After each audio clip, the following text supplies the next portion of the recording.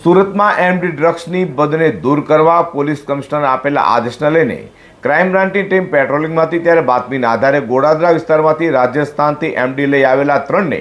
ઓયો હોટલના રૂમમાંથી ઝડપી પાડવામાં આવ્યા છે। સુરતમાં દિવાળી સમયે જ નશેડીઓ બેફામ ન બને અને નશાનો કાળો કારોબાર કરનારો સામે લાલ રંગ કરવા સુરત પોલીસ કમિશનર અનુપમસિંહ ગેહલોત દ્વારા અપાયેલા આદેશને લઈને સુરત ક્રાઇમ બ્રાન્ચની team no drugs in Surat city અભિયાન ચલાવી રહી છે। ત્યાં ક્રાઇમ બ્રાન્ચના એનડીપીએસ અંગે બાતમી મળતા ક્રાઇમ બ્રાન્ચ ટીમે ગોડાદરા ખાતે આવેલા મીડા સ્ક્વેર કોમ્પ્લેક્સની હોટલમાં દરોડા પાડ્યા હતા, જ્યાંથી 2 રાજસ્થાની યુવાનો કે જે રાજસ્થાનના પાલી ખાતે રહેતા હોય તે